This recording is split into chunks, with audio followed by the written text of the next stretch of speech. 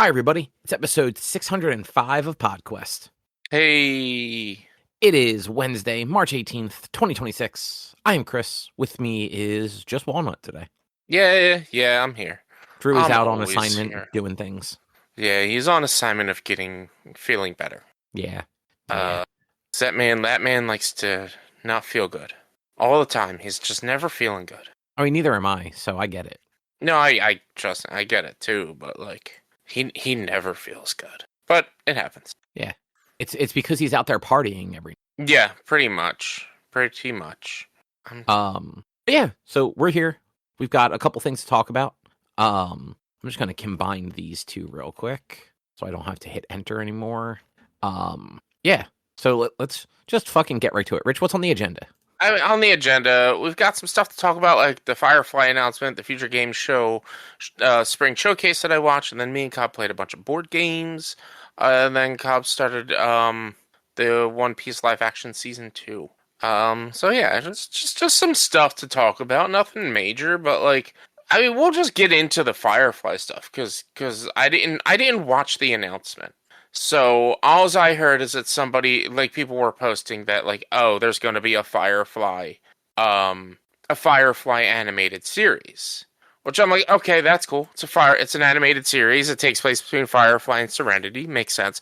That's what I was seeing online, but that's what I was seeing headlines of online. Yep. Apparently, it's not that. At no point in the video do they say when it takes place either.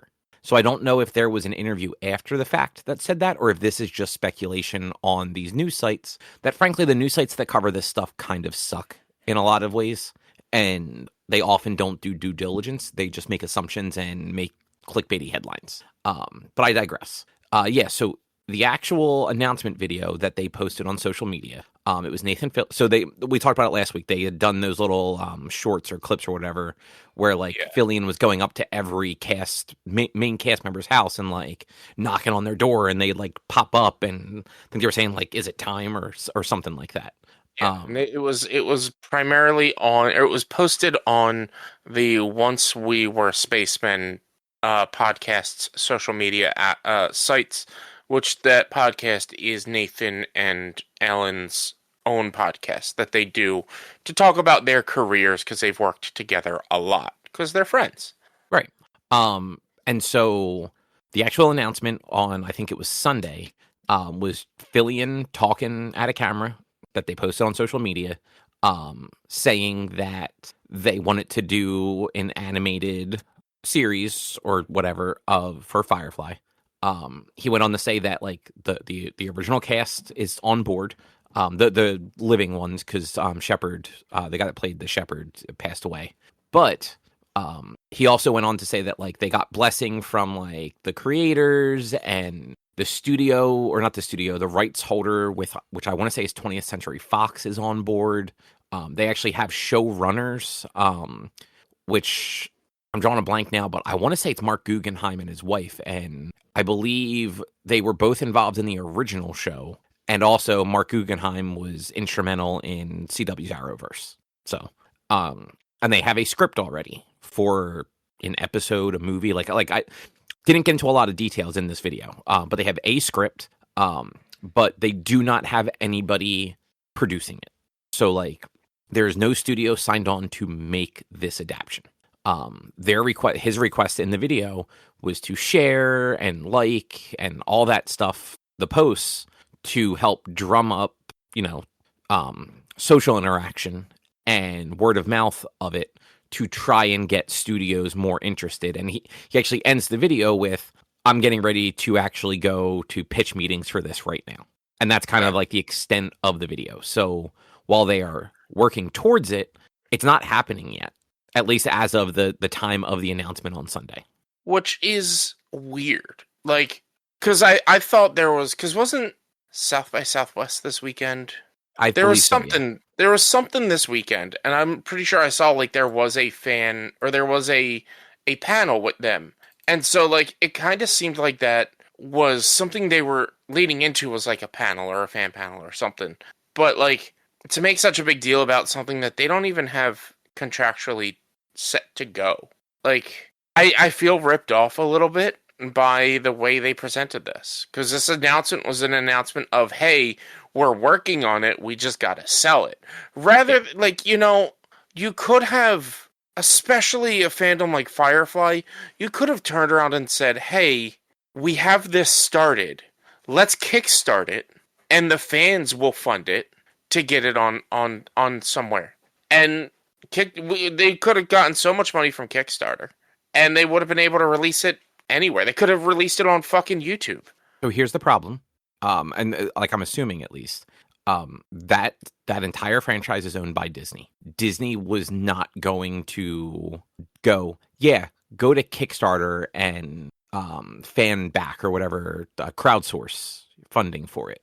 Like, Disney, unfortunately, is going to require them to have like a legitimate backer and studio producing it and distributing it and all that fun stuff. And frankly, like, there's a good chance it's just going to be distributed on Disney Plus, right? Like, yeah, it'll be on Disney Plus.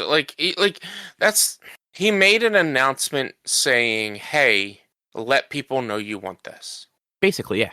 Which I feel like that wasn't an announcement that needed to be made. And like, they at least went in, like, he at least it's like a step above your traditional Kickstarter announcement in a way, because he does say, like, hey, the cast is on board. The creators gave us their blessing. We have a script written by XY, person X. We've got showrunners, person A and B. Like, we've literally got all the bits and pieces lined up. We just need somebody to put out the money to actually do it. Yeah. So, like, at least they have something. It's just not actually. It's just not anything at the moment. Like, yeah, they have something, but they don't. And that's just, I get building up the hype for the announcement, or building up the hype, but you didn't have anything to announce. You told us, hey, get ready for something big, and then it turns around to be like, hey, we want to make this, and we started making it, but we don't have the funding for it. And that's just, I don't know. I don't hate it, but I'm like, you kind of felt like you wasted my time with that a little bit. Because, like, I would have felt better if this was just a reunion podcast or something like that you were building up for. Not a, hey, we started making this, but we just can't make it yet.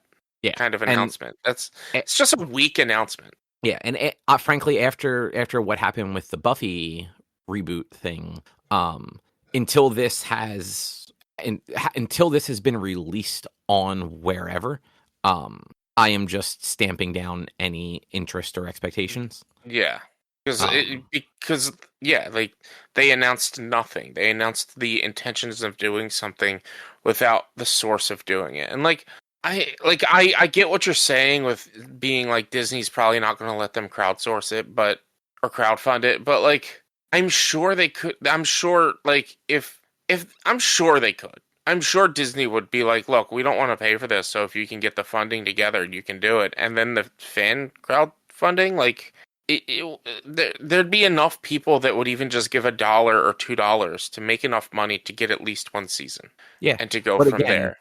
Because of the ownership, like, that's never going to fly. Yeah. But yeah, that is the Firefly news. Yeah. But Rich, you also got to do the thing with Future Games. Yeah, so what do the games of the future look like? I was an official co-streamer of Future Games Show, for their showcase for spring, for their spring showcase, and overall the show was good. So they had the hosts, the presenters for the main show were Lae'zel's voice actor from Baldur's Gate 3, and the voice actor for Lego Batman. I don't remember their Will Arnett? No, for the video game Lego Batman. Oh, okay. Not the movie. Just like, damn, they got Will Arnett. No. I would have known Will Arnett. But it was them two, and they were presenting just a bunch of games, and it's a trailer showcase, primarily indie developer trailer showcase. So, like, it's hit or miss for most of these games, and in my opinion, that's good for a showcase like this. You don't want something that someone's gonna say 100% all of these are good, because then there's gonna be people out there that are really go 100% all of these were bad. So you want a range and diversity of games, and overall, like, I found a good list of games that I was interested in during that event, and like the hosts themselves weren't like the hosting wasn't bad. It wasn't like, oh my God, these jokes are bad and I don't care about them or anything like that. It was overall it was an enjoyable show. Um, but like it was a trailer showcase. So like a lot of it I was just sitting there like, all right, I don't really need this game. I don't need that game. I don't care. Like some of them I just wasn't caring, and some of them I was like, "Oh, I'm actually excited to see this." Like one game they showcased, Blight Survival, was a medieval uh zombie horror survival game that like I remember seeing many years ago. Not many, but like maybe 2 years ago that I completely forgot about. And I was like, "Oh, I totally forgot about this game." There was another one called Deep Dish Dungeon, which is a roguelite dungeon survival game that like is there's a demo out for it now that looks pretty cool. Like there were a bunch of cool games. I would say probably about like 15-ish. I added maybe about 15 to my wish list on Steam. But like the show itself, like it was an hour and a half, and I would say more often than not I wasn't really interested in some of the games. And then they had an after show, which had better games during the after show than they did during the actual main show, in my opinion. And Sounds about right. some of the games that they had like in the after show ended up being a part of a montage even that wasn't even like any it was just like, oh, here's a quick montage of a couple of games as well.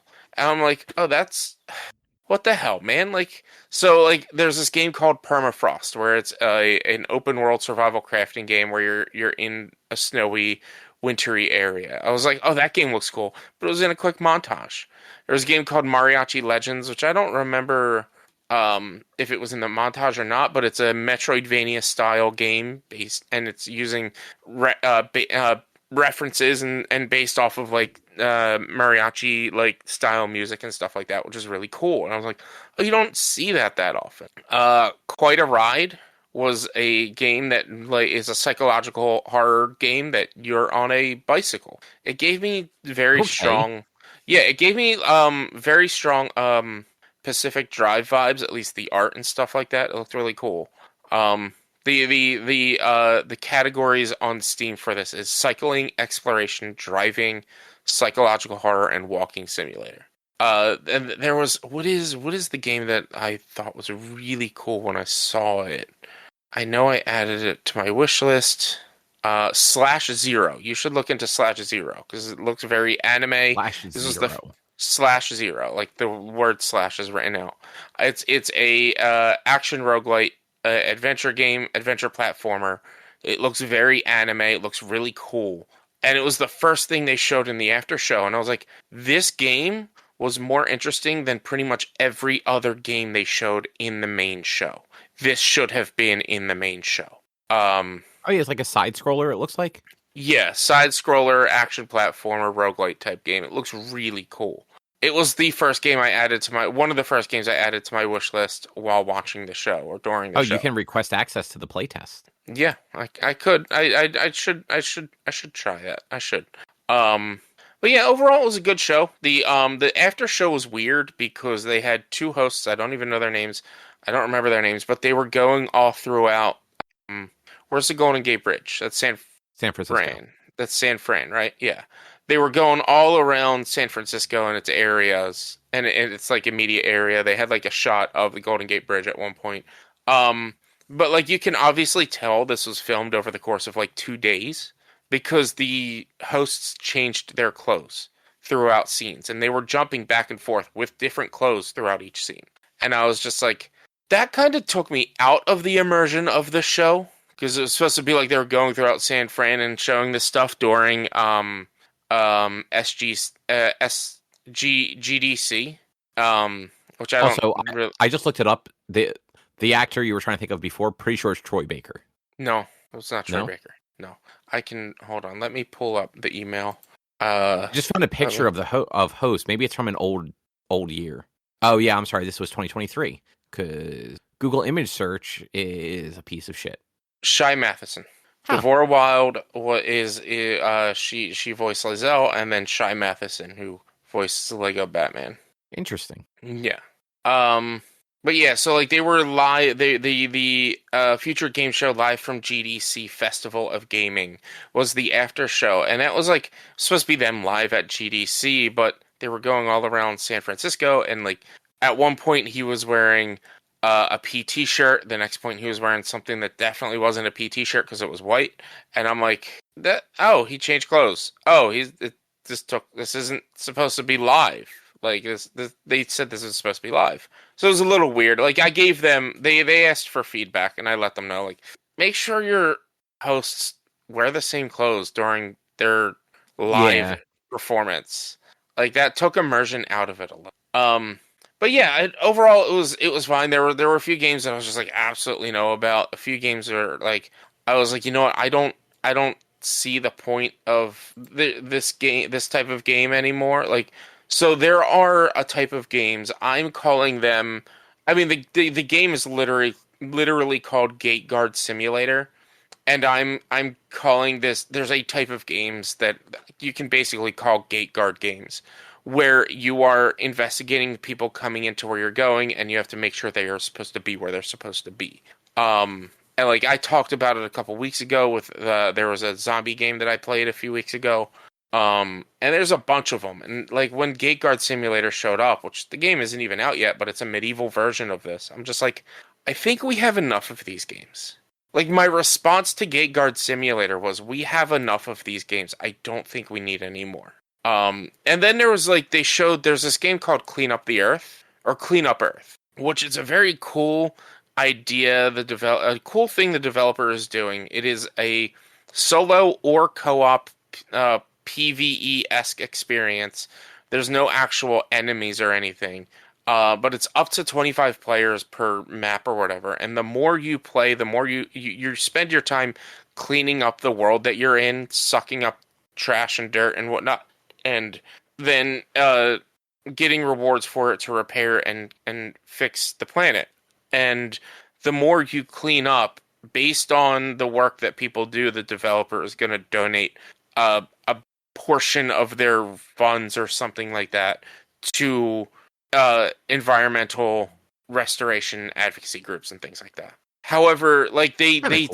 they say, oh, play the game, support real world cleanup, but the showcase itself doesn't explain that. I'm like, you really missed an opportunity because you're trying to pull in a big audience. You missed an opportunity to explain this and how it works to people. And like, I know they probably just got like money. Somebody paid for that spot. The developer paid for that spot. Magic Pockets is a developer, and it's a cool, interesting game. I don't really know how your money's going to go towards helping environmental initiatives. So according to their Steam site, select a partner organization to represent in-game cleaning activities, build support for your cause. During large online sessions, community progress can trigger real microtransactions to environmental initiatives working on the ground. No extra purchases, just play. So the more you play with big online groups, the more you may help. But it's going to be pennies that they're going to end up donating per player or whatever. So yeah, it was like, it's a cool idea, it's a neat idea, but like the showcase didn't go into what that means or what any of it does. So it was like you kind of missed an opportunity there, but overall it was a solid show. It was just like, yeah, there's one game, There Are No Ghosts at the Grand, which is a interactive fiction musical game, but you're also building and rebuilding a town and a hotel, which I was like, oh, that's right up my alley. And then, yeah, the thing that drove me nuts the most was watching the live chat, because the live chat was just a freaking headache the whole time.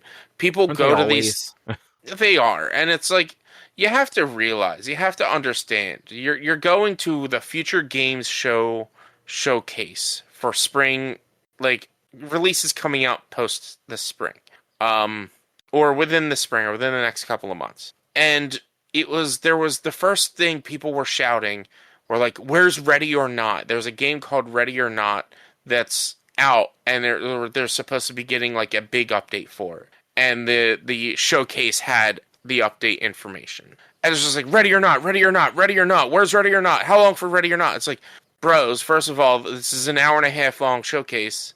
We've only been here for 10 minutes. Like, if you don't care about everything else, don't watch the showcase. Just watch the trailers after the showcase. Like, it was because like after that, it was then everyone was asking for information for the new Deep Rock stuff, which like that was going to be like some of their biggest things is the new Deep Rock Galactic game coming out, and that was like literally the last thing they showed was the Deep Rock Galactic Rogue Core, and that was at the end of the after show even, and it's like the whole time, where's Deep Rock? Give me more Deep Rock. I want the Deep Rock. It's like, guys, this is a whole showcase. Stop. Just stop. It drove me nuts. But yeah, there's some good games over there. Like you can check out their Steam page. They have a Future Games Show Spring Showcase Steam page that you can go and check out everything they showed. You can also go watch their video, the VOD for the showcase if you want. It's about 2 hours long if you include the after show. There's a bunch of cool stuff. There's one game called Lost Rover's Tale, which I can't play. I can't play it. Basically, in this world, when your dog is dying and passing away, you can transfer your dog's mind into... Huh?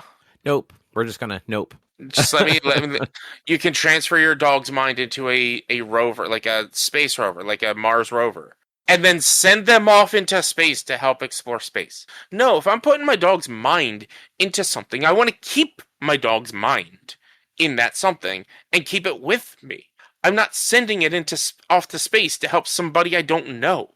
Like, I would feel bad playing this game.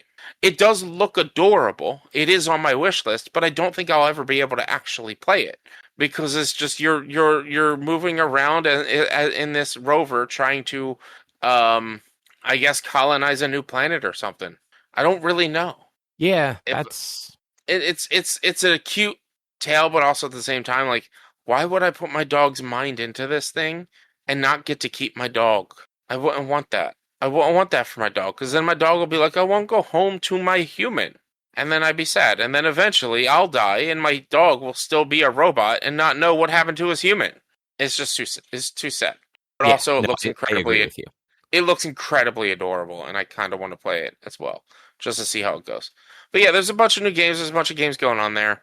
It was an interesting showcase. It wasn't bad. It wasn't great. It was a good showcase, and it was a diverse showcase, which you kind of need to do with those. And like, if they give me the opportunity to do their summer or winter or fall showcases, I'll probably do it. But I didn't really pull in a lot of viewership during then. So it didn't help me in viewership, and it didn't really seem like my viewers were really all that interested.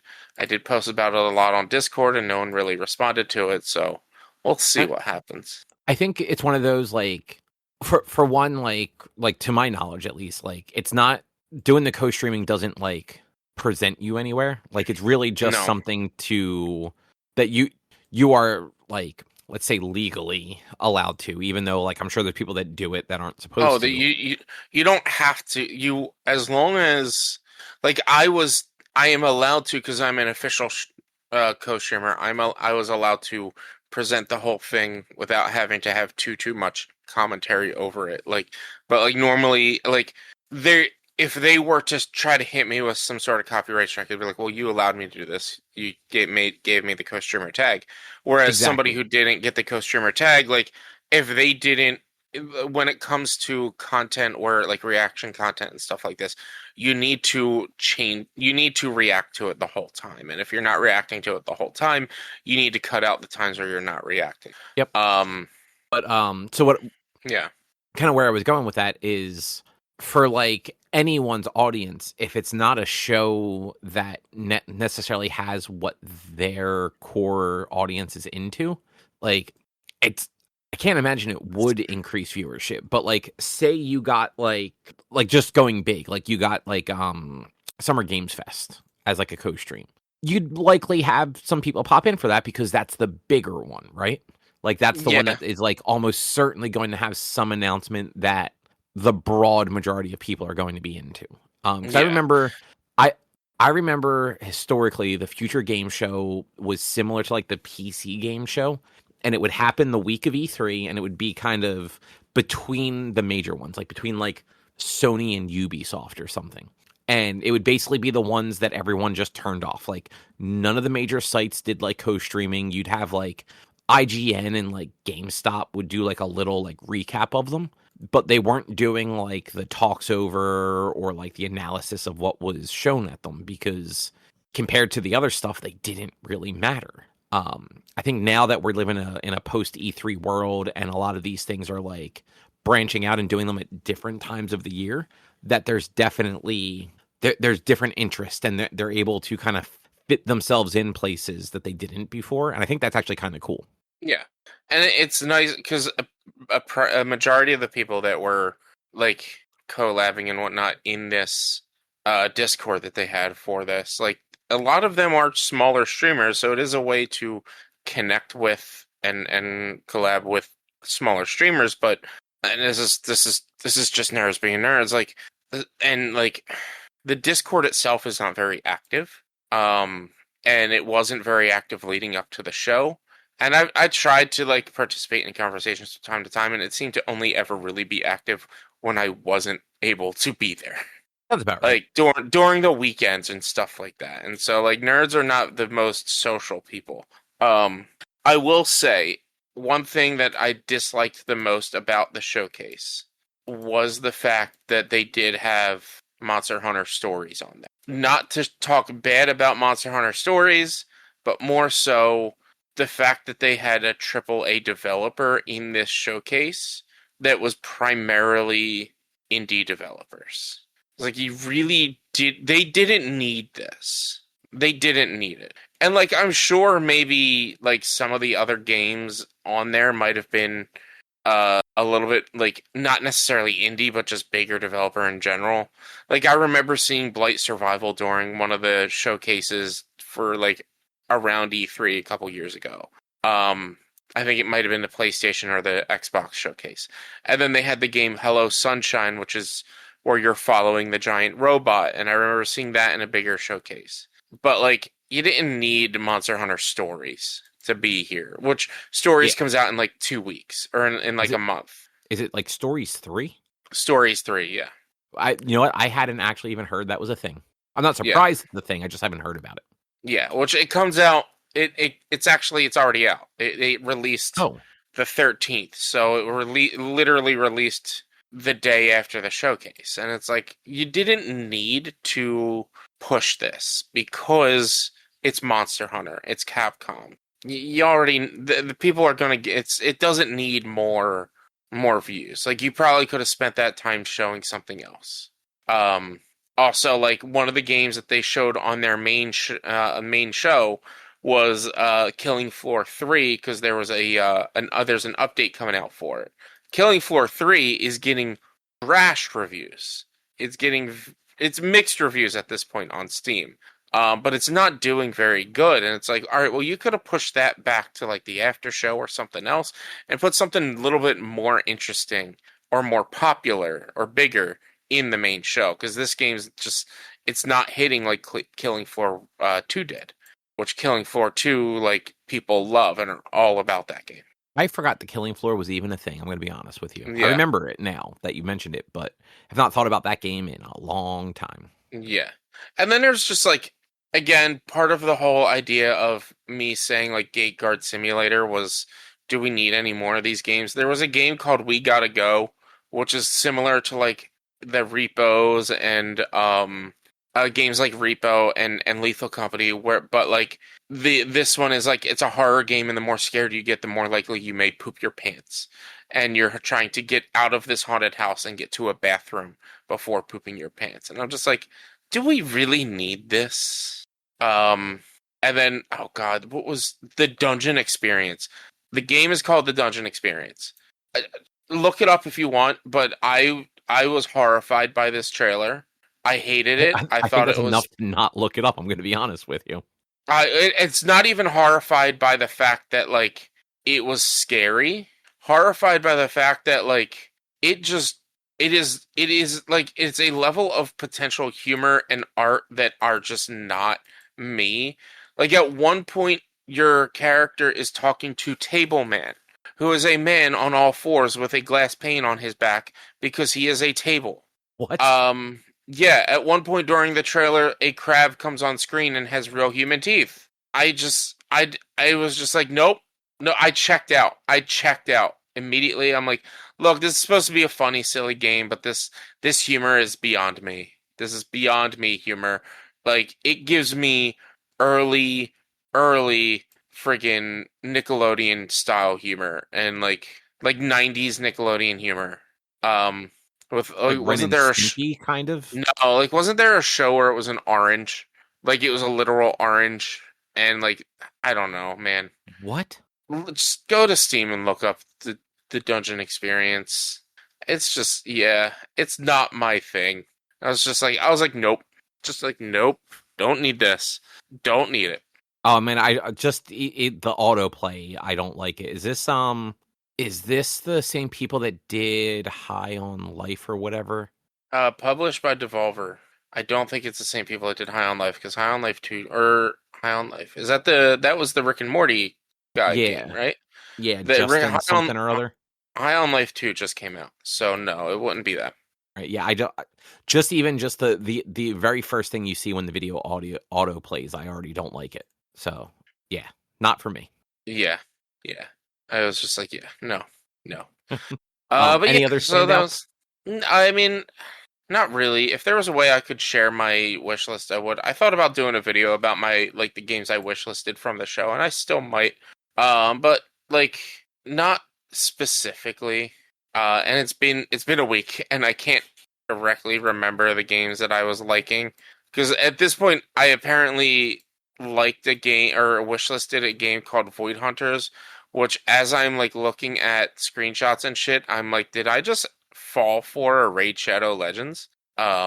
It gives me mobile Raid Shadow Legends style vibes, and I'm just like, I think I just fell for a Raid Shadow Legends mobile game on this showcase.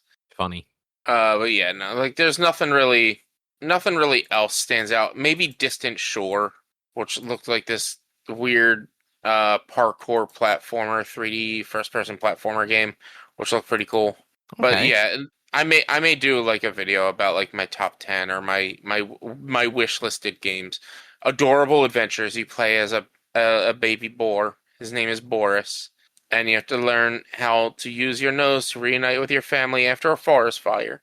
Oh, Yeah, so you're trying to find your family throughout the forest. cool. And then oh, hurdles.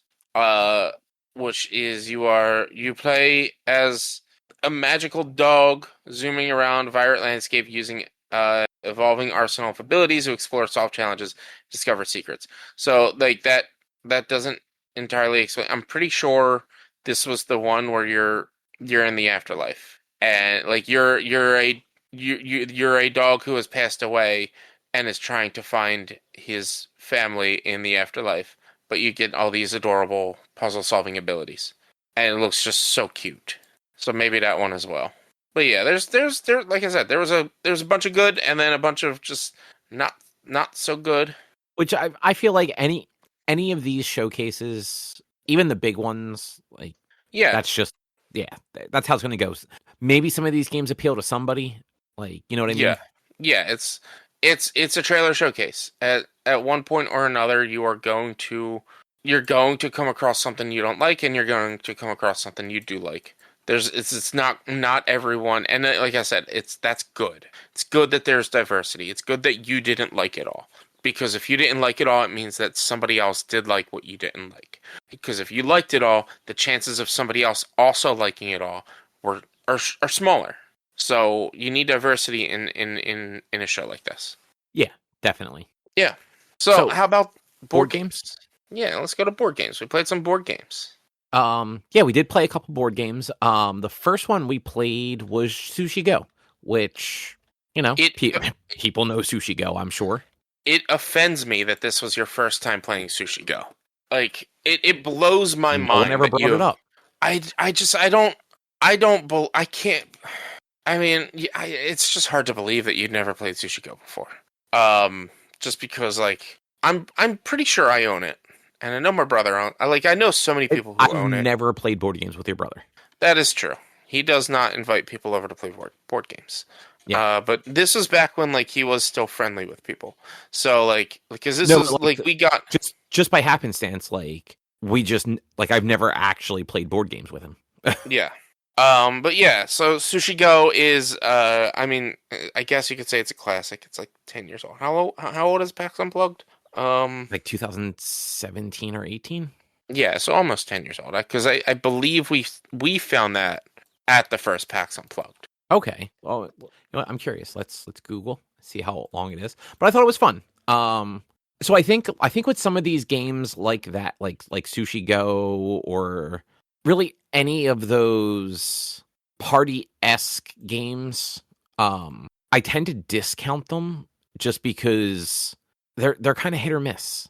Yeah, I mean, I get that. Like, but I get that. I get it. Sushi Go, 2013 is the first time Sushi Go was released. So that game is I guess you can call it a classic now. 12 years old. Yeah. It's for anyone who doesn't know, it's a closed drafting, meaning that you deal out the cards and then you pick a card and then give your hand to the next player. Once everyone picks their card, you flip your card all at the same time. And then as the rounds go on, you start tallying up your points, and the person who has more points wins. Very easy, very, very easy to teach, very basic rule sets. A little bit of strategy in there, trying to figure out what everyone's going for. Is it worth it for you to go for that, and stuff like that as well. And just a very fun game in general to play. Very good, like... I wouldn't even call it a party game because it's only up to 5 players. Yeah, party game's not the right word. I just couldn't think of a better word for it. But I ended up like it was actually a lot of fun. Yeah, we played Sushi Go Party, which is a different version, which has like it just changes up the cards a little bit, but you could go up to 8 players in this, as opposed to 5. And like changes up the cards that you can play, so there's a little bit of different strategy with each card because it actually lets you pick out a menu and you select your cards that way, which is really cool. And every different card has different scoring styles and things like that. My favorite to go for are the dumplings because the more the dumplings you get, the more points you get. Yeah, and we played 2 rounds, right? 2? Yeah, we did 2 rounds. We did the standard party setup for it because the setup is basically it's the menu and you pick your different menu sets and that dictates which cards you're going to have available. So like which sushis or whatnot. And so the first round we did just the standard party for that particular version of the game, and then the second one we did the one that's supposed to be like the high point value one, where most of the cards were the ones that you get the larger point values by collecting them correctly. Yeah, that was I circled the board, right? I got over 60 points. Yeah, you were at like 70 or something like that. It might have been 69, but who knows? We'll just say it was 69 because I won, and that's a funny number. But yeah, like I had a good time with it. I'm glad I finally played Sushi Go. Yeah, and I'll have to find my copy of Go Nuts for Donuts. Because it's from the same developer as Sushi Go. It's very similar style. Where it's like the blind drafting. You're trying to put together a donut pack or something like that. It's been a while since I've played it, so I'm gonna have to like relearn. Actually, it's probably maybe a little bit more similar to Get Baked, but less bloated than Get Baked was. Because like the cards are in the middle and like you're drawing cards from the middle or something like that. I can't remember. I'm gonna have to reteach myself how to play Go Nuts for Donuts, but it is from, I believe, from the same developer as Sushi Go. And that one, I think I haven't like played, but we did like a demo of it one year at PAX. But yeah, so Sushi Go was a good time. I'm glad we played that. After that, we played the game that you just mentioned, which was Get Baked. Yes. Which honestly, I think we all kind of agreed like was lacking. It it was it was bloated with unnecessary rules. It felt like, and there were things in that game that I just did not vibe with, and there was things about like the game itself, the game like one thing that I really did not like about this game, and we talked about it, and you agreed with it. When you were setting up the game, you had to cut the pieces apart yourself. So there are little tokens you can use to mark your cards, and they're not stuck together by like They're not pop outs. They they're were not, literally just it was card yeah, stock that I had to cut out. Like my biggest gripe with this game is the production value is honestly just it's kind of shit. it's Um, terrible. It's bad the because the even the game boards themselves were just like the paper. Yeah, and They I looked up a weren't. video. That is not what they were advertising at the convention. No. Like the what they had out for like their like demo station were not pieces of folded paper. I wonder. I wonder if you just bought a cheaper version of the game. They didn't say they had different versions of the game, so it's possible. And like their booth people were just not very good. But it's a fairly large box, like deep. Like when you open the box, though, it is just all foam. It is, I don't know, 6 to 8 inches of foam. In like a square box, and the cards that are like your main like gameplay piece, like they're at least good quality cards. But like you said, like the tokens you're supposed to use to mark which cookies are yours once you put them in the oven, I had to cut them all out. Like they weren't even little punch outs. So they're all rough and uneven and they look kind of bad. And then there are several different mats you're supposed to use for this game. So there's your main kind of like play mat, which is where all the cards are. Like you have like the river that has like the stuff that you can pick up that's the like the grocery store items, so different doughs and sweeteners and the cards you and event cards and the things that you can use to screw with other people's recipes. And then you have the pantry deck, which is all your like very like staples, so regular flour, regular sugar, vanilla. And then you had like the discard pile and the deck at the top of that. Then you had two other play mats. One of them is the serving tray, where there were 12 spots on the serving tray that like you fill up with all of the cookies as they're baked. And then there's the oven mat, which also has the 13th tray on it. And then the oven that you put the cookies on and rotate them at the end of each round to bake them. And all these mats did have two sides to them. So actually, no, they didn't all have two sides. The oven there was a separate oven, I believe, for the kids round. But the game does offer like a kids version of it, where it's fewer trays and you don't use. So the one thing I forgot to mention, there's also recipe cards, and you have mom's recipes and grandmom's recipe. And when you play the kids version, you only use mom's recipes because grandmom's are too hard. And the recipe cards are basically extra points. If you can get all the ingredients you need to make the recipe and then bake those cookies and the cookies don't get burnt, you get the extra points for that recipe. Only I think a lot of the cookies that went into the oven weren't actually on recipe cards because they were honestly kind of hard to They were to yeah. get. The problem with the performing the recipe cards is it requires a lot of waiting and hoping that you're going to get the cookie or the ingredients you like, because like a normal game of this type where there is the drafting from the river and whatnot, there are two rules, one that's included and one that's excluded, that I do not like about this game. The included rule is the fact that you wipe the river between rounds. I do not like that because that makes Yeah. it harder. That makes it harder for players to be able to actually grab the card that they may want, because I may be first in the round, but then when it comes back to my turn, the round is over and you wipe it and the card may be pulled after my turn. And then that card is pretty much gone until you reshuffle, which one of the rules I think even said when you were talking about it, like, it's very unlikely you're going to go through the whole deck. We went through the whole deck twice. Now, granted, some of us did have like half the deck in our hands because we were looking for the recipe cards. Yeah. And if eventually, like, I turned around and was like, There's no point in specifically going We towards the we recipe we cards. we went 2 rounds before anyone put a cookie in the oven. Yeah, and so that was part of the rules that I did not like was like it takes a turn to draw a card, it takes an action to draw a card, and it takes an action to play a card. And most cookies require at minimum dough. So you cannot play a card until you get dough.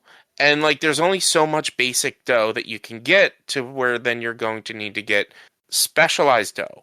And if you're not getting the specialized dough you want because you want to build one of your cookies in the recipe, like the recipe cards will get you some good points, but like at one point or another, you just have to decide, like, you know what, this is a this is a game where you are children playing baking cookies for your mom. It is quality or it is quantity over quality at this point. Yeah, and like the game has stuff. It has elements that I act. The reason I got it was like I like the idea that like you're building the cookies. Excuse me. There's the baking mechanic that is fairly simple, but like has some strategy to it, and you're also while it's competitive, so you're also working against each other and potentially like sabotaging each other. And so Hey, like it worked out where like during the 1 round, I happened to be the last person to go before the baking turn would happen where like all the cookies would like bake a little bit further. And you guys had all put cookies in the oven. So as part of my turn, I used an event card I had that rotated the cookies 1 turn. So like 1 step closer to being done. And yeah. then when my turn ended, everyone's cookie burned because Which like the only place left was for them to turn to the burnt side. and that aspect of the sabotaging, I don't mind as much of the aspect of sabotaging of playing negative cards on other people's cookies. I do not like that. I like because like I then I we again, and this might have been because the game just wasn't clicking with me. I wasn't enjoying it as much, but like you at one point played the chocolax on my cookie, which was a finished recipe. But because I used my actions to place the cookie down, I could not put the cookie in the oven. So you were able to put the negative chocolate on my cookie, and that was a finished recipe from one of my recipe cards. So I was losing if I would have put that cookie in the oven the next turn, I wouldn't have just been losing 7 points with the X-Lax chocolate.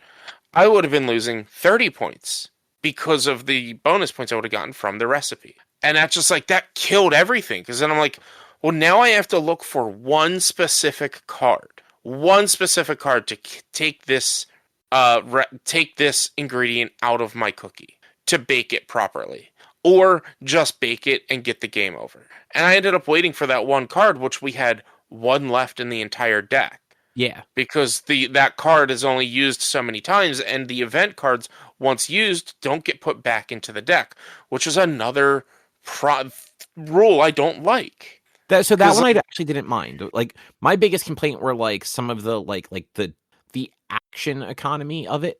oh, the action Um, economy was horrible. It should not be an action to put your cookie in the oven, and it should not be an action to take your cookie out of the oven. It's just that plain and simple. You should not have to spend an action to do the main part of the game.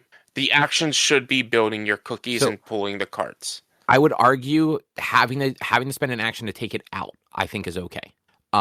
Only because if you do your 3 things and then realize, oh shit, my cookie's done, I need to take it out of the oven, and you've already used your 3 actions, that is a penalty on you for not paying attention to your cookies. You know what I But mean? then at But the putting them same in the time, oven, I think should just be once you have a done cookie, you should be able to just put it in the oven at the end of your turn, essentially. but to counter the point of it should cost an action to take your cookie out of the oven. If your cookie gets burnt, you must take your cookie out of the oven, which means you lose an action. So you sabotaging us not only caused us to lose points for a burnt cookie, we also lost an action, Yeah. which sucked. That sucks. I mean, Because it does. That is while yes, I see where you're coming from, and specifically because it did impact you. I do think that the loss of action for a burnt cookie I personally don't have anything against, but I I think like the it's 3 actions doesn't quite seem like enough for how much it takes to be able to get a cookie into the oven. so Because you're it's looking at more, multiple rounds before you can even attempt to put one in the oven. but it's more, it's not just the loss of action to take it out of the oven, it's also the loss of points to take it out of the oven. If you have burnt ingredients, you lose all of the points on that card. Yeah, You, it's a pure negative. So not only are you forcing me to lose 2 turns or a turn, an action, you're also forcing me to lose points. Which is why, like, that your move was a good move. I'm not mad about it. And then I was able to fix it myself, but everyone else wasn't. Your move was a good move, but that caused both the other two players to lose 10, 15 points and an action on their next turn. It just kind of sucks. Like the thought, like and again, it's just the action economy itself. Like maybe you should limit it to one free cookie can be taken out per round, and anything beyond that is an action. And same with putting cookies in. You're allowed to put one cookie in per round, but anything beyond that takes an action. Something like that, so that this way you can take your time pulling cards. The other thing I didn't like was you could not draw from the deck. If you wanted to take a card from the deck, you needed to take the leftmost card and the top card from the deck, and that's it. You could not draw from the deck. and you can only do that on your first turn. And you can only take the left. The Sorry, not your leftmost first card turn. is. Yeah, Oh yeah, it's the it's only once first per leftmost turn card. is what I meant. Once per turn, yeah. So like, if there's nothing on the board that you want, that you're looking for, and you don't have anything in your hand to play, you just have to take shit. And I mean, again, like like the one argument there, and I also didn't love that you couldn't just blind take a card, because some games give you that, like, if you don't want anything that's visible, you can draw yeah, 2 cards at random. yeah, But like the one thing that I'll give the game is, at least for that first card, even if you don't want anything in the river, if you take the first one, you do get a second card, so you're at least getting 2 cards out of that, even if at the time you don't want the front one. yeah. It's But potentially could come in handy later. but the problem is you don't refill the river until the end of your turn. So taking cards from the river, you can only it does not restock until after your turn. So you're not like you're getting that one random draw, that 1+1, but everything else is like, all right, I guess I'll take this, I guess I'll take that, or I guess Yeah, I'll do this action, or I guess I'll do that action, because you're just like, I'm looking for a specific dough to make my cookie, and there's 3 of that dough in this stack of 70 plus cards. I need this dough. Oh, look, it now gets pulled after my turn and somebody else took it. Well, great. So now I have to wait until this specific dough shows up again, which hopefully it does. Oh, look, it happened again, but now we wipe the river at the end of the round. I don't even get to get it. It's just like, if I could just draw from the deck and be like, all right, well, I don't want to do anything, so I'm just going to take all 3 actions and draw 3 from the deck. Just, it would, I know I don't want anything here. Maybe I want what's on top. yeah, Or maybe I want the first 3. And like, yeah, I would probably still do the whole, I know I don't want anything here, but let me take the leftmost and the top and then the next 2 top and get that extra card. But then, like, maybe you would change the rules to where if you can draw from the deck, you don't get a card from the top if you take the leftmost. But like, that to me is like, because you're wiping the river, what's the point of forcing the leftmost card from being taken? That I didn't understand. Like, you take the leftmost card. The idea of the leftmost card being taken is that's a card no one wants, but because you wipe the river after every round, that card changes every round. It could be a good card, or it could be a shitty card. If it's a good card, you just lucked out. You got 2 cards for the price of 1. But if it's a shitty card, then it's like, well, I've got nothing else to take. Let me just get 2 cards and see if I get lucky. It's just, yeah, it was. There were aspects of this game that, like, I can see how they come into play in a bunch of other games. Ticket to Ride is something that I'm, like, sticking with and comparing this game a lot to, because it has very similar concepts with the secret recipes, with the drafting, the card drafting and things like that.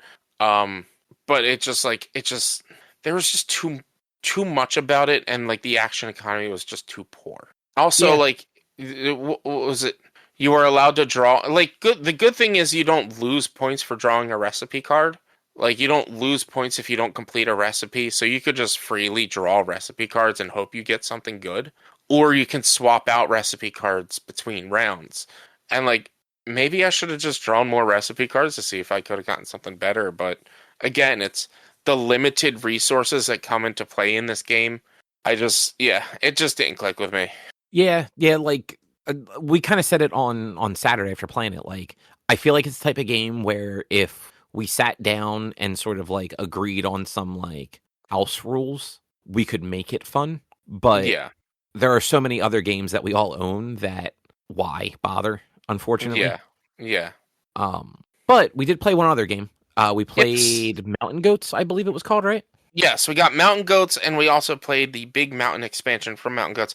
This game is from All Played. It is a game that they gave us a review copy for, so we super appreciate them giving us this copy and this opportunity to play this game and to make content out of it and everything else. And I have played, or at least demoed Mountain Goats in the past, that I knew the basic rules. I just had to refresh myself. And just being someone who barely remembered how to play the game, it was very easy to straight up learn and teach you guys how to play.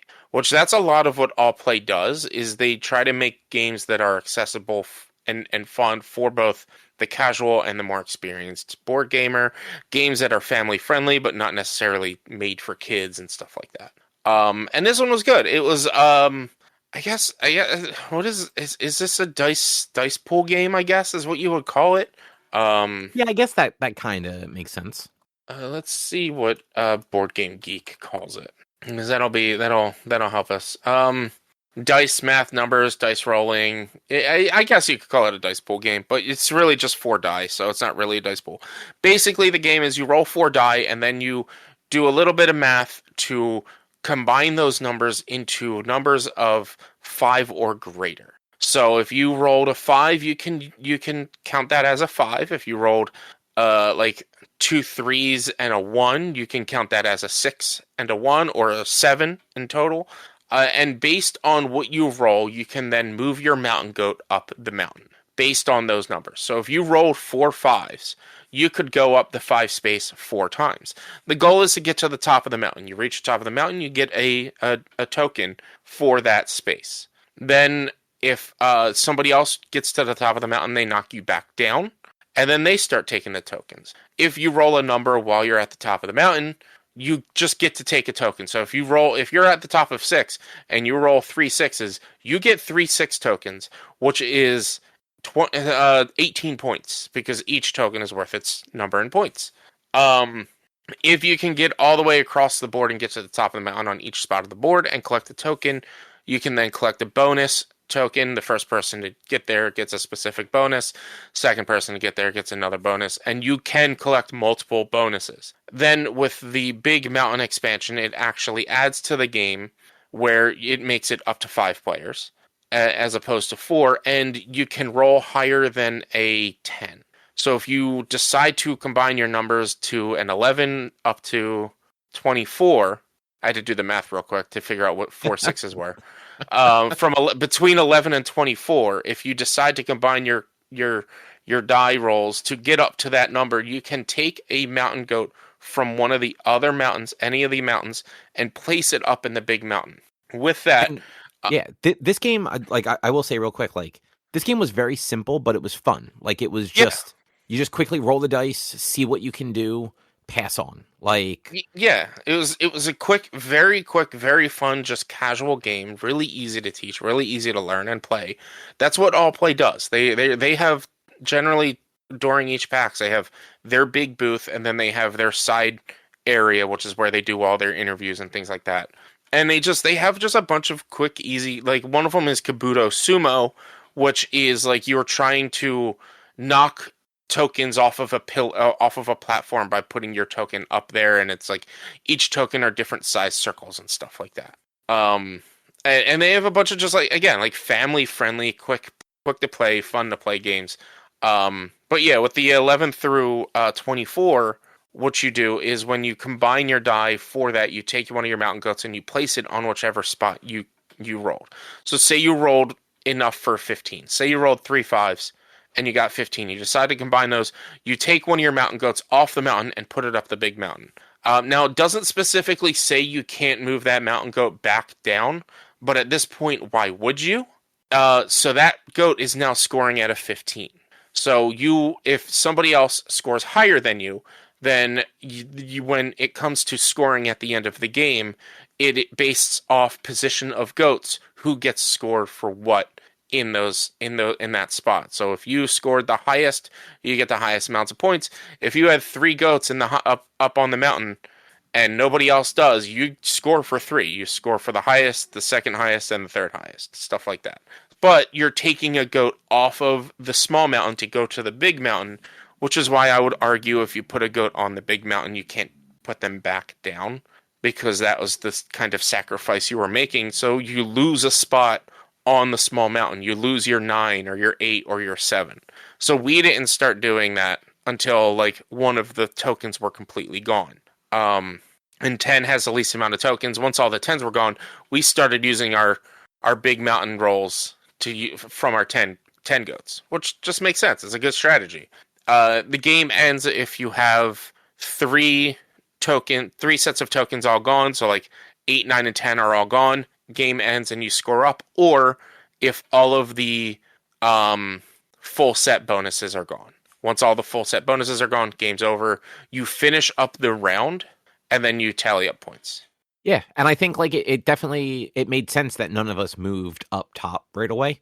Yeah, because like we found a rhythm to it pretty quickly. With like we all kind of the goal clicked. We understood we needed to get the tokens, and it was just a matter of seeing what dice rolls worked best for us. And like early on for me, like the way I was rolling, like I was able to just get a bunch of 10s kind of first thing.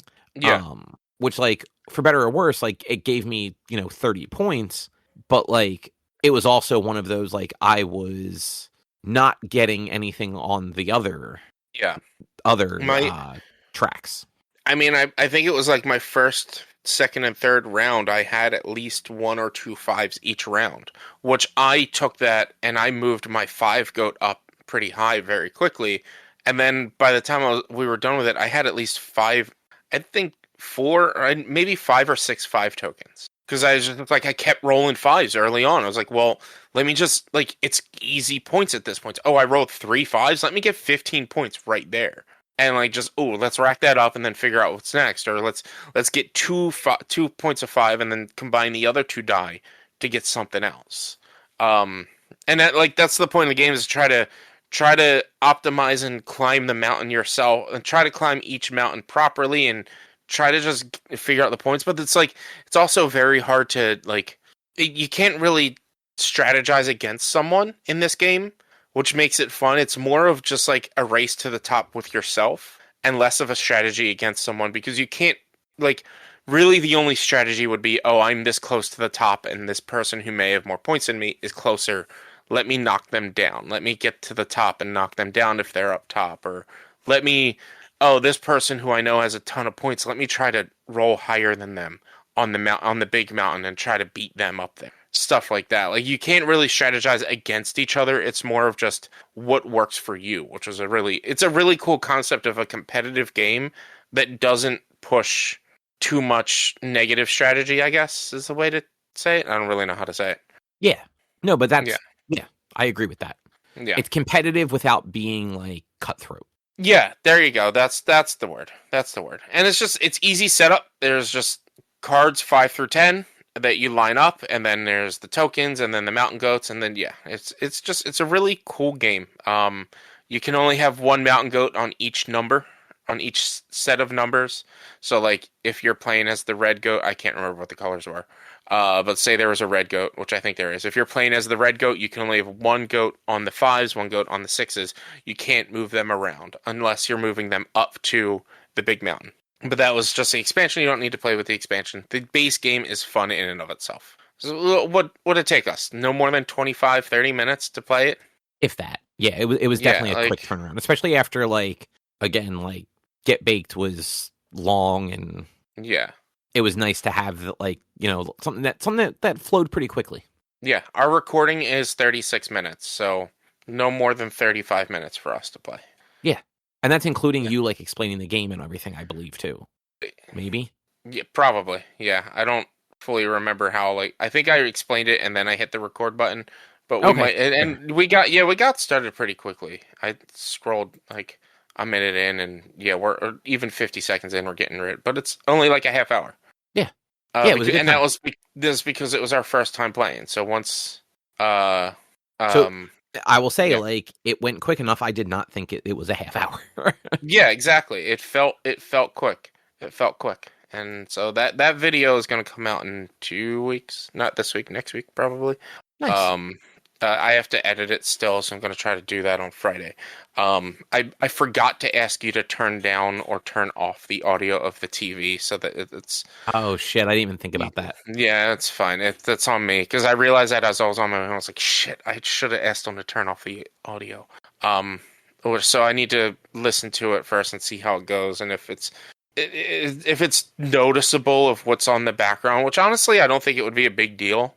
But if the background, so what I've started doing with my board with friends videos is just listening to it to see if like anything negative has been said, and if nothing negative's been said, I've just been uploading it in full Fair. rather than like vlogging it and doing commentary, unless there's background music. If there's background music, then it's like, okay, I need to cut out the background music, so I need to I need to just, uh I need to vlog this and commentate over this. But like a game like this would be kind of a pain to have commentary over because it's like it's rapid action and it's like, oh, you rolled this and then did this and then did like that would be kind of boring to commentary over. So I might just upload it and see how it goes. But I'm also going to make a how to play review about it as well, and then hopefully I'll definitely be bringing this to my other game night because this is definitely in their wheelhouse of easiness. Yeah, like it was a very quick to go, like get right into it kind of game. Yeah.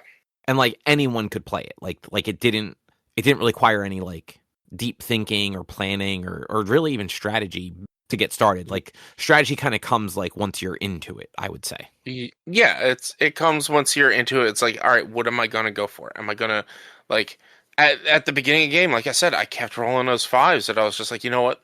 I'm at the top of the five. That is easy 5 points for me. It may be the lowest amount of points, but it's easy points. Why not? And it was straight up fives. I wasn't combining die to get to the five. It was just I was rolling a lot of fives. I'm like, there's no reason to not keep pulling fives whenever I roll a five until I get knocked off. And then at one point, I'm like, you know what? I might want to try to diversify to get the bonus points.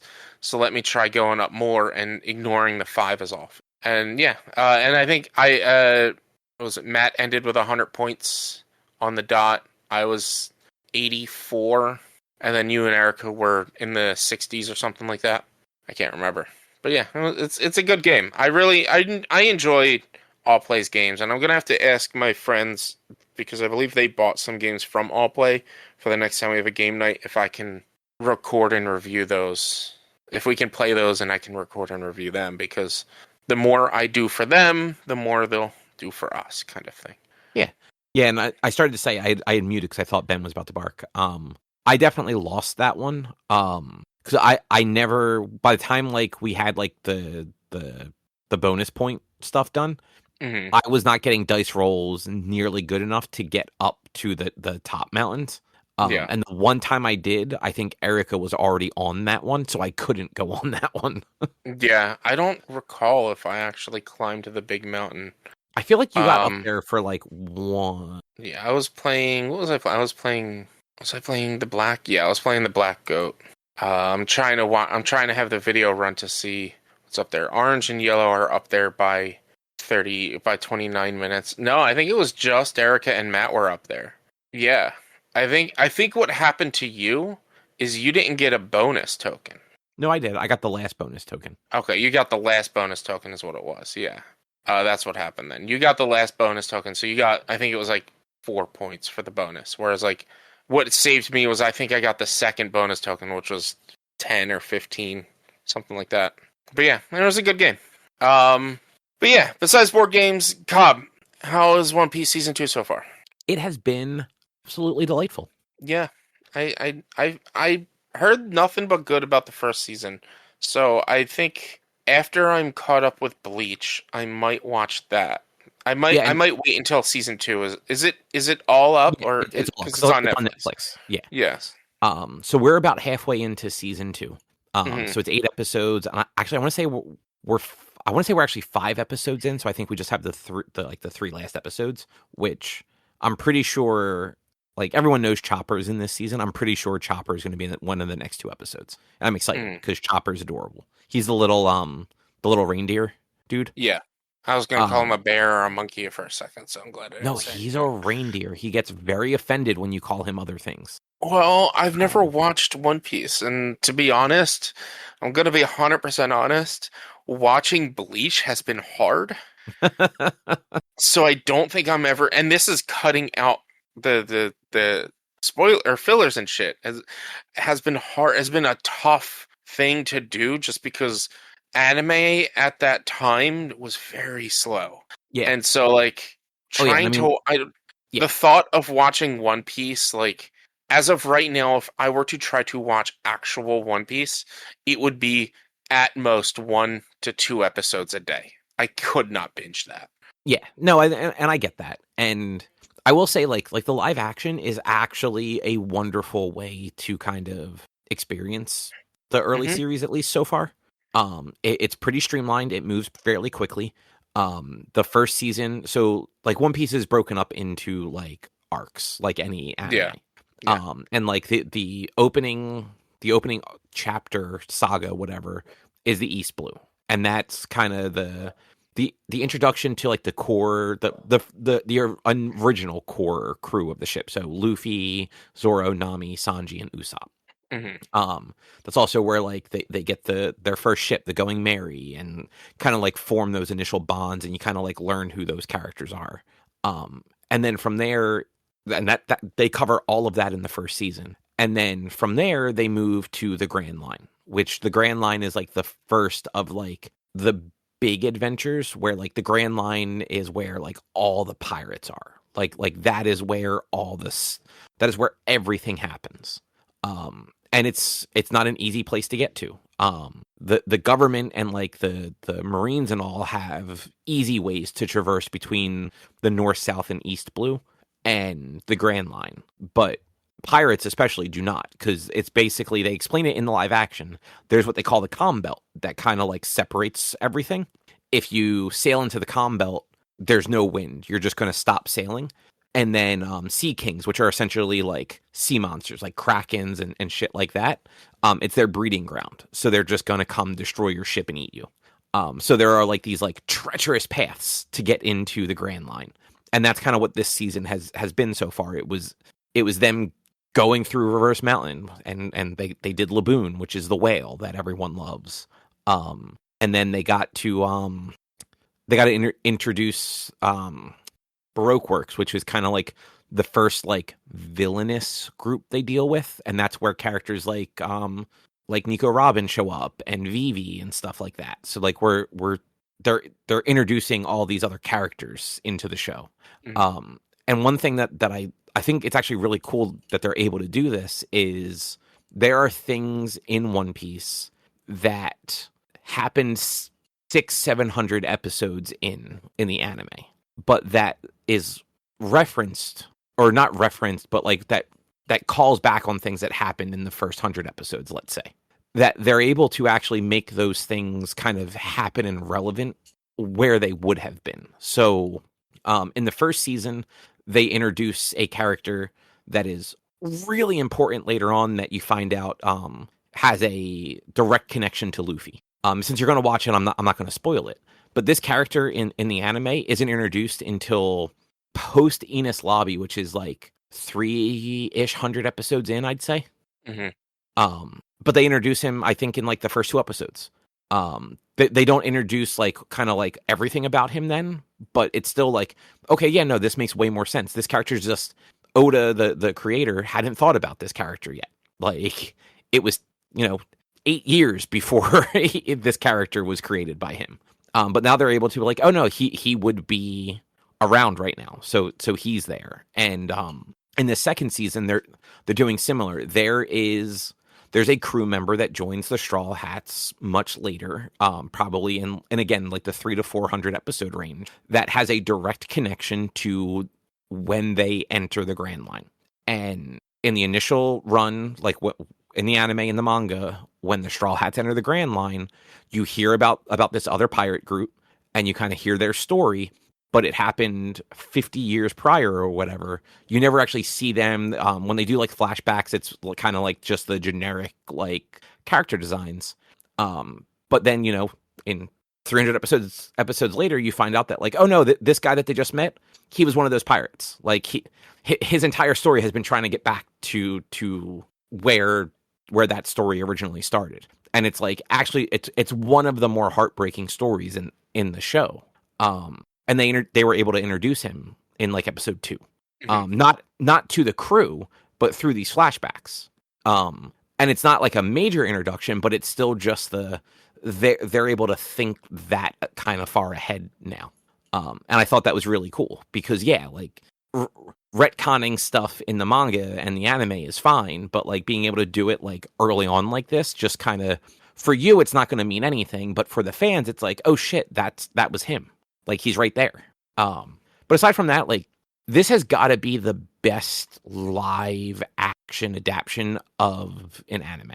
Like, without a doubt, like, just across the board, like, they've nailed all the casting. They lean into kind of the over-the-topness of a lot of the character designs. And they're not shying away from, like, the goofy shit about One Piece, while also toning down like the fan service and the shit that like frankly doesn't age well, like the one character Sanji, the cook that does all the kicking with the blonde hair. He is he is the Master Roshi of One Piece. In fact, so in One Piece, after the time skip, so episode 500-ish, he is reintroduced like as the group gets back together, and he spent the 2.5 years training on an island with men. Had not seen a woman in 2.5 years. And the first place they go as a crew again is to Fishman Island, which fishmen look like men but have fish parts. Like they have legs, but they also have like gills and fins and stuff like that. Women are just mermaids. So they're, very One Piece styled characters not wearing much clothing.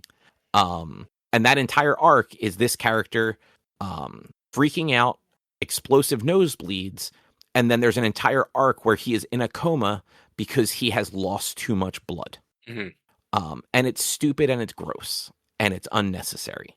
The live action like dialed him way back. He's still flirty and dumb about that stuff, but he's not gross about it anymore.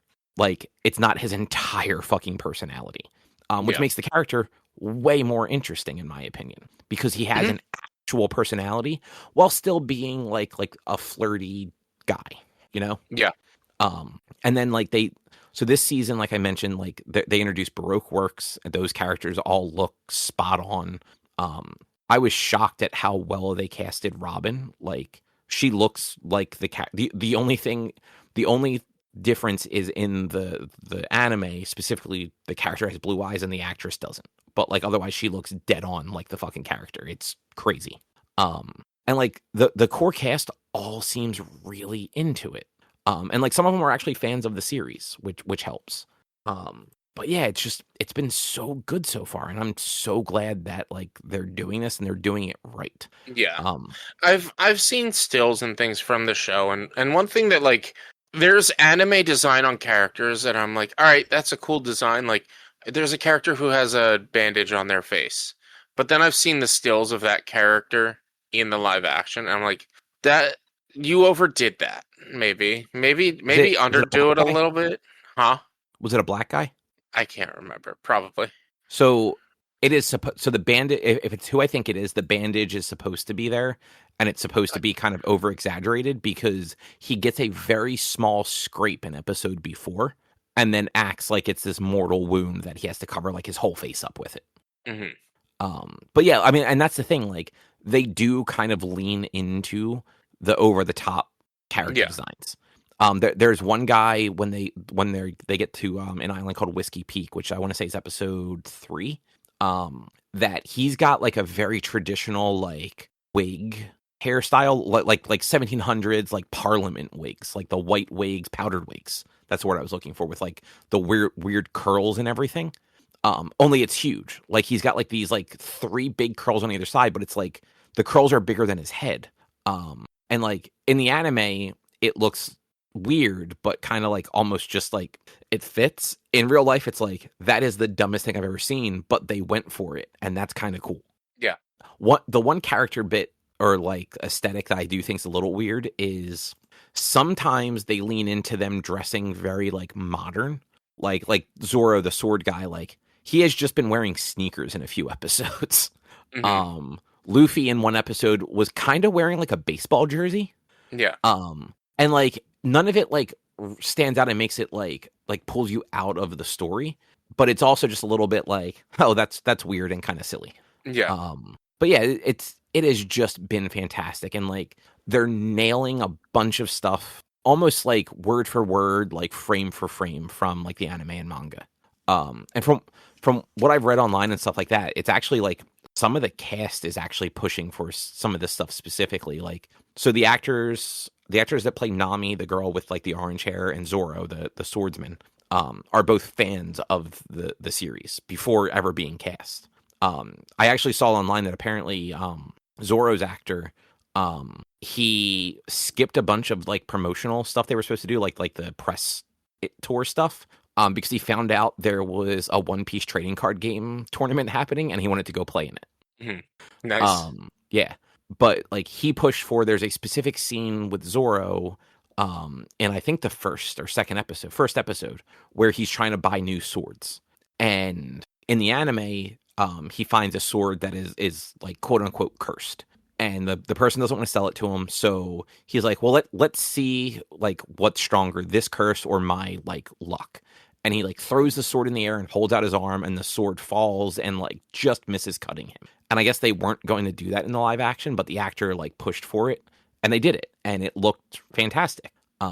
They even kept in like some like silly lines, like at one point they get eaten by a whale, like Pinocchio, and Mm-hmm. Zoro makes a big sword. He's like, I'm just going to go poke him in that hangy thing back there, the uvula. And Nami says, you mean the uvula? And Zoro looks at her and squints his eyes and goes, oh, so it's a girl whale. No. Oh, And no. that is exactly what happened in the anime. And it's just so dumb and funny. And they did it. Yeah. But yeah, I'm having a blast with it. It's been so good. I'm glad that they've already started filming season 3, I believe. So it's hopefully not going to be another 3-year wait.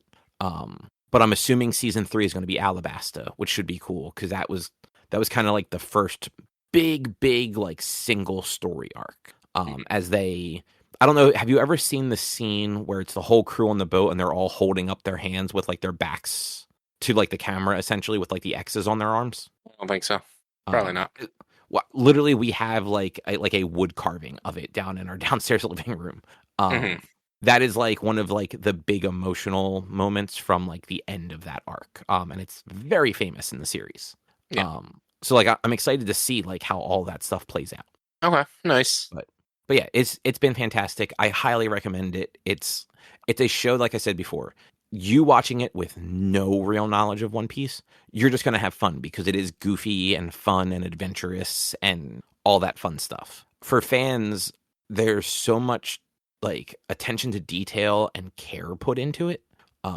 Even just the points where like they use the original anime theme at certain moments is just like so well done with like timing and everything. It's been great. Just Yeah, I get it. And like I said, super excited to see Chopper get introduced. I saw like that they're doing like him as like the big muscly Chopper too. Because that's his thing. He's a reindeer that ate the human fruit, so he can turn back into like a reindeer. Or he's like the cute little like stuffed animal reindeer, or he can also make himself like a big macho reindeer. So yeah, I'm excited to see all that. Yeah. It looks good. It looks good. I'm glad you're excited, and I hope it stays good. Like, it would be interesting to do like I don't know how long the show is going to last. So Probably a while. I know Oda already knows where he wants, because the other nice thing is like the One Piece creator is highly involved in the live action, which I think is partly why it works so well. Like Hmm. even down to casting, he has final say on all of the casting. Yeah. Which is why it's like a little bit of a tangent. So they introduced a character, Vivi, who she was a major part of like this early part of the Grand Line. She's in it for like 100 episodes. Like I said, like major character. She is from a fucking desert nation. Like it's an island, but it's basically a continent. It's so big. People are mad that they cast a woman of like Southeast Asian descent. I think I don't know if her like ancestry's from like India or just another country in that general vicinity, but like she is brown and people are angry because she's not white like she was drawn in the anime. And Yeah. like what part of fucking anything makes you think that's what this character would look like? Like Yeah. in the manga, everyone's just drawn the same.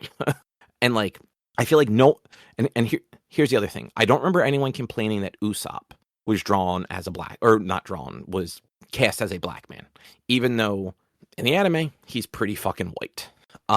But the girl isn't cast that way, so all the shitty fucking fans are just like, no, that's not the right thing. Like she doesn't look, she's not the color I want her to be.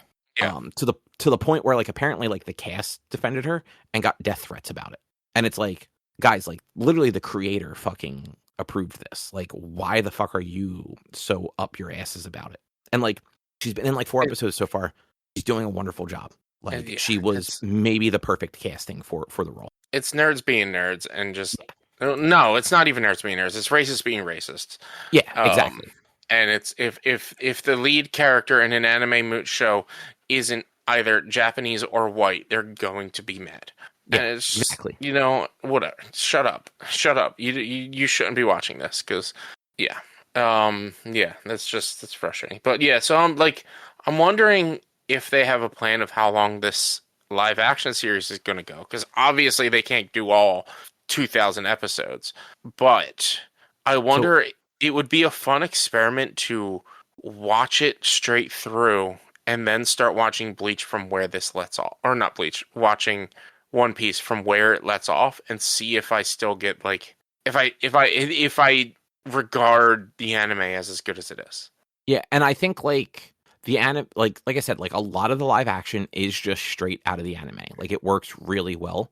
It's streamlined. It like some stuff is improved because you know they get to cut back on filler and they do get to tell a more streamlined story, and they do fix some of the more like just gross stuff like Sanji.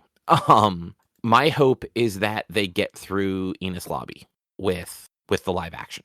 I I don't know if they'll go as far as like Thriller Bark, which is the arc after that, or if they would go as far as like the Summit War, which is the big kind of like it's the big confrontation between some of the largest pirate crews and the government, the Marines, and like Luffy's kind of at the center of it because his brother is captured and is going to be executed. So like, and his brother is a famous and popular pirate captain as well. So like all the pirates show up to try and rescue him. But that's right before the time skip and it's around 500 episodes into the story. So we're talking at the rate they're going quite a few seasons, and with how true to the source it's been, like that whole section, like it's like 100 episodes where Luffy is the only cast member that's like of the core cast. Like the rest of the crew is like kind of divided to the winds. Like and it's not one of those, it's not like in Dragon Ball or Bleach or anything like that where like everybody kind of gets like dropped into different areas but they're all going to meet back up. Like these characters get separated. Luffy is on his own for 100 episodes and then there's the 2-year time skip and they don't get back together until after that. So like if they got that far, it's like, do they change that so that the cast isn't just gone for probably 2 seasons, or do they stop before there? But I think Enos Lobby is like a potentially good stopping point, because that is the point where like the crew is kind of at its most whole before kind of shit goes bad with like the Summit War and all. Because that is also the point where Luffy becomes like a real threat.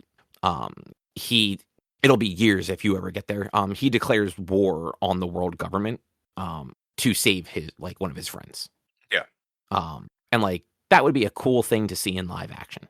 And depending on how they do it, like they could do that in like, if next season is Alabasta, season 4, they could, God, I hope just fucking streamline Skypiea and get that over with. And then skip some of the goofy stuff in the middle and potentially like seasons 5 and 6 have that be Water 7 and Ines Lobby, and then call it like a 6 or 7 season series. That is what I would like.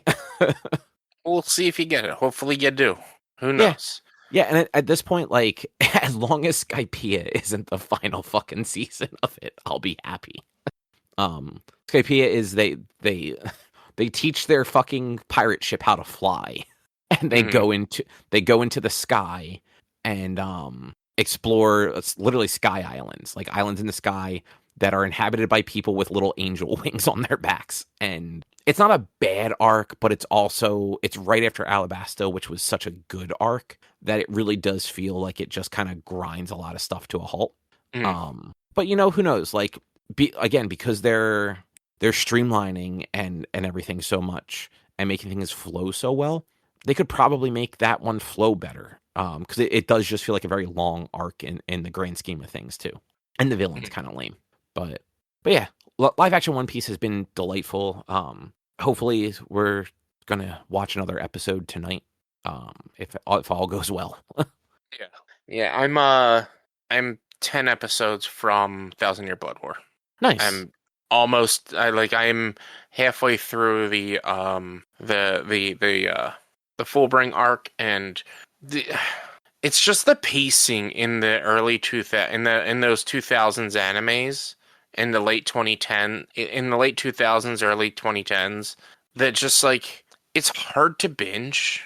And it's like they fixed it going into the Fullbring arc a bit. Like, part of my problem, like the first 5 to 6 minutes of each episode is dedicated to the intro, like the way Bleach does their cold open. Their cold open is literally scenes from the upcoming episode, and then the song, and then it's the recap / like a little bit of crossover from the previous episode, which covers half the episode, and then the episode in and of itself. And it was getting to a point, especially during the Ironclar arc, where I'm just like, I could just be watching the intros. There's not that much character development that happens in some of this shit. It's just, and the action is slow. It's not that good. Like, it's definitely not My Hero quality, but it's also like not even Full Metal Alchemist quality at times. It's like some of this is just like, oh my god, you are talking so much. How did I watch this as a kid? Oh, once a week. That's how I watched it. Yeah, and even when it's also one of those things like, even, I'm trying to think of the right way to put this. Even when you're like binging it, when it was like airing, like, because like I don't think you started it when it first aired, right? Like you probably got into it a little bit afterwards. I was pretty early on though. Like, I wasn't more than half. I think it was still in Rescue Rukia. Okay. When I started watching it. It was pretty early on when I started watching it. Okay, fair. So like in that case, then yeah, you were going week to week. But like for me at least, even coming into those shows where like they either are done or like much further in, like frankly, like with Naruto Shippuden, for instance, like I feel like that has a similar issue with oftentimes. And like while I was binging it at times, I wouldn't do it. It wasn't every day. And some days maybe I watched 1 episode. Some days maybe I watched 6. It kind of depended what was happening. And I feel like right now you've been kind of like in a zone with it, but also like on like a borderline of like burning out on it because the pacing on some of this stuff is so bad. Yeah. And like the Fullbring arc fixes it a bit. They don't recap as much of the previous episode, but it's like this season, most of the Fullbring arc is just a training montage. Like most of the Fullbring arc is teaching Ichigo how to use Fullbring just for Ginjo to steal his Fullbring. It's like, well, come on. Like this could have been done faster. And not to say like because it's a lot of character development in this season, in this arc, because it's Ichigo having had come to terms with never having his powers back, to then being like, oh, maybe I could get my powers back, to then losing his powers and his friends because of Tsukishima's abilities, to then getting it all back and then being the most badass. And it's like I'm looking forward to getting to that point where he gets to be the badass that we know he is.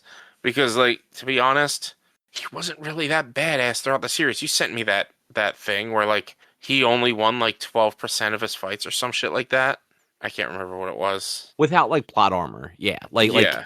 Like most of his fights were like not clean victories for one reason or another. Yeah.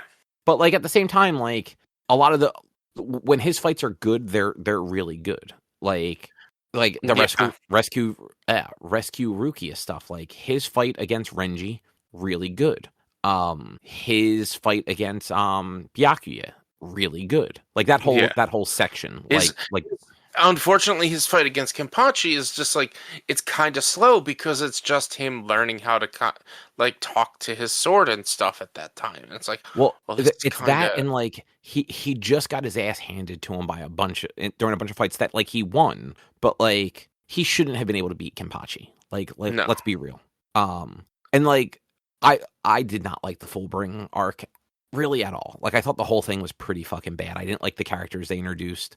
The only thing I legitimately liked in it is that final bit when he gets his actual powers back. Yeah, like it's got the best form. It's got the best aura farming that you see in an anime almost ever.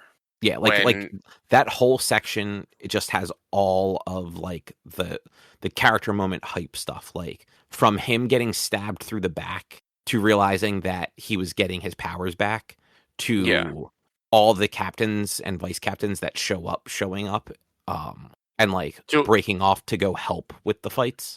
To like, I was scrolling through, and apparently Byakuya has a hard time against Tsukishima, which I'm just like, no, that what? Because I was just scrolling through the episodes, just like going through to see what's up next and what each episode has. Because I'm just like, I'm ready to get to 1,000-Year Blood War, and it's like, yeah, there's a fight between Tsukishima and Byakuya that like he's having a hard time. I'm like, are you kidding me? Of all people. And the fight with and I mean you can't even call it a fight, but like Ichigo versus what's his face? I forgot his name even though he said it like 3 times already. Ginjo. Yeah, there you go. Like that whole confrontation when he gets his actual Soul Reaper powers back and is just like, oh yeah, you are actually nothing compared to me. Because Ginjo still thinks he's hot shit. And because we talked about it last time we talked about Bleach, and like there's that one scene where Ichigo just like kind of absently slashes at him, and like a blade beam shoots out of his sword, and like Ginjo like laughs at him because it wasn't that strong. And like he's like, oh, that's your big move, like that's the thing, and he's like, oh no, that was just me swinging. Yeah, here's my move. Yeah, and then he cuts the fucking mansion in half and clears the storm clouds. Yeah. But yeah, it's I'm just excited to get to 1,000-Year Blood War and then blast through that and be ready for the finale. But did you watch Black Clover? I have not watched Black Clover, no. I think like once you're done Bleach, if you do want like another like shonen show, I think you would have fun with Black Clover. It has a lot of tropes. It's not too bad with like the pervy ones, which is nice. There's like one character that's like unnecessary. But like there's not like a heavy like dose of like Master Roshi sort of stuff. Mm-hmm. But like it's very much, you know, power of friendship will get us through things. But it's got some of like it's got some of those very like peak moments of just like the main characters just fucking doing shit. Especially like, do you know what Black Clover is about at all? So it's a world where everybody has magic. Like at a certain age, everybody goes to like their local like magic guild thing essentially, and they manifest a grimoire, which is like a special book specifically for them that is their magic, and everybody's magic is different. Some people have like elemental magic. The leader of the main country is literally called the Wizard King. And it's an elected official, I should specify. The current one, he has time magic. The main character that you follow doesn't have any magic, and so when he goes and he doesn't get a grimoire right away. But then at the end of like the episode, he gets like this black grimoire that lets him summon this like black sword out of it. And it's kind of like his story about how like he's a character with no magic, but still manages to like join the ranks of like the most powerful magic users. Yeah, I might watch that. I think what I want to do is Jujutsu Kaisen next. Okay, that's fairly short too. And I'm waiting for Demon Slayer to be done because they just released the movie or like the first part of the Infinity Castle arc, and like I think the Infinity Castle arc is the end of it. So I'm waiting for that to be done before I just watch through all that again. But I do want to do Demon Slayer at some point. But like I want to do Jujutsu Kaisen because I haven't done that yet. And then like maybe we'll do Black Clover. Maybe I've heard Fire Force is good, or maybe some other stuff. Okay. Fire Force is cool. Did you ever watch Soul Eater? I have seen Soul Eater. Yeah. So Fire Force is from the same people as Soul Eater, and to my understanding, Fire Force is like a spiritual sequel, sort of like it's set in like the same world, like generations apart or something like that. Yeah. My biggest problem with Fire Force, just in case like it does bother you, they treat one female character, they over sexualize her to an extreme, and she's underage. Yeah, well, it's I'm not happy to hear that, but it's also anime, so I look at how people treat Nezuko, and this is just fans. That's very true. Look at all of the characters from My Hero. So it's true. That is very true. But yeah, like I had fun with Fire Force. Also, Fire Force had a weird like it had 2 seasons, and then it had like 6 years before a 3rd season happened. Yeah. But the reason I mentioned Black Clover is so it ended a couple years ago at like 150 episodes. They just announced that it's coming back. In I think October is when it's supposed to come back, and that's awesome because the manga is done. So it's actually it can actually just finish its run, hopefully. Yeah. I mean, My Hero's getting a bonus episode or 2 coming out in May. I think just 1. Yeah. And that's to be the final manga. Because people, although I don't think the ending was bad, and it's the manga, the final episode, the final manga was not written while this season was being written. And so when they finally made the final manga, they were like, well, we got to deliver this final story. And so from what I've seen, it's only going to be on Crunchyroll. It's not going to be anywhere else, which is going to be fucking annoying to watch. Oh, that's a bummer. But there's also their OVAs that are only on Crunchyroll that I want to watch as well. But that's fine. But yeah, that's probably we'll figure it out. That's a show. Yeah. Let's end it. We went longer than I expected. Yeah, we had good conversations. If you'd like to find more of our content, though, you can head over to www.one-quest.com. You can also help us out by supporting us at patreon.com/onequest. If you can't support us there with your dollars, though, you can go to your favorite podcast platform, Apple Podcasts, YouTube, Spotify. Rate us, review us, subscribe to us. Those things all help. Shit, I drew a blank there. You can find us on social media, facebook.com/onequestonline or at @1_quest on Instagram and Twitter. And our Blue Sky is at one-quest.com. We are on YouTube, youtube.com/onequestvideo, and you can always send us an email to social@one-quest.com. Rich, what's your streaming look like? Did you remind people that Robocop is our book club for next week? No, but I always forget to remind people of that. So Robocop next week. But what is your streaming? Twitch.tv/me_walnuts for video game streaming, Monday, Tuesday, Thursday, and Sunday. Working on getting the platinum trophies for Resident Evil Requiem. We took this past Sunday off and this past Tuesday off. And then playing Medieval, and we'll be playing maybe some more Sea of Thieves. Who knows? We'll see. But come just hang out over on stream on those days. and watch. The only thing I really have to plug is next week on the 27th. That is Friday. We are doing a charity stream. If you want to come help raise funds for a good charity, for a good cause, that is, where is it at? What is it called again? We are raising money for, let me find it again, Starlight Children's Foundation, which is and their initiatives to help provide playful hospital gowns and other fun things for children at children's hospitals, sick children, and things like that. So if you want to come raise money for a good cause, definitely come help donate for that. Every like $10 that the team makes, I'll be putting a googly on my face, and based on our total that we make, we'll determine a game that I play. I don't know what. Maybe I'll do the Earthbound series since we're raising money for kids. I'll play a game with kids. Is it Earthbound on something? I think it is. That's it. Yeah, it is on. It's on the Switch Online. Yeah, thank you. Those are the words I was looking for, and I was failing at them. Yeah, I think. But yeah. With that, we will be back next week with something else to talk about. Thanks for listening. Bye. See yas.